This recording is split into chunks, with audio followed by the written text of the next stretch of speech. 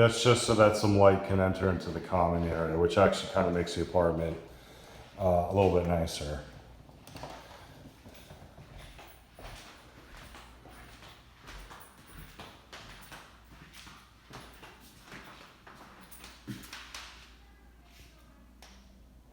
Stone countertops.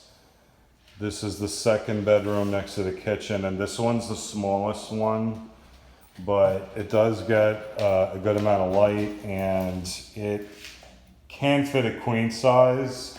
So it's not the smallest room, but it's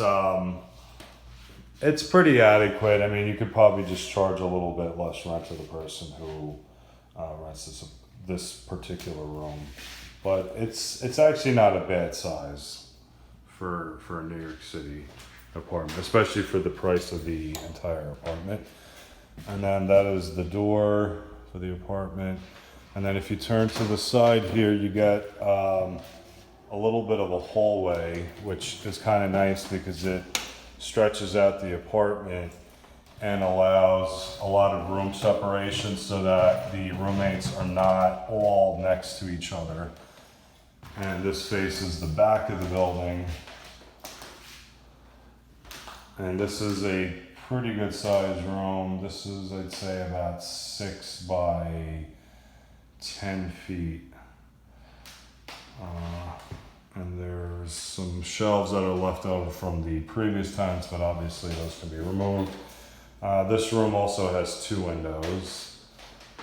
So this one's nice because it faces the back and you got some greenery. And you also have a fire escape in case somebody wanted to get out. So, yeah. So now facing back the same way we came in.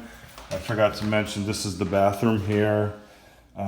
It's an adequate bathroom, nothing super fancy, but it's not a tiny bathroom for New York City, so that could be fixed obviously. There is a window, so that's nice. And it's an adequate sized bathroom for New York City standards. So that's pretty much it. Yeah. And then back to the hallway. You have a little bit of a nook over here. You can maybe even throw a little small table for like keys and stuff like that. There's a breaker box there that you have access to. The ceiling height is about 12 or 13 feet, which is great. It gives extra dimension and makes the apartment feel bigger. There is that window again, which lets light into the common area, which is, I think, a plus because it does allow for there to be light in the common area so it doesn't feel super dark. And that is the view of the front street, which is Stockholm Street. So you have kind of an idea of the feel of the neighborhood. There you go. Hope you enjoyed.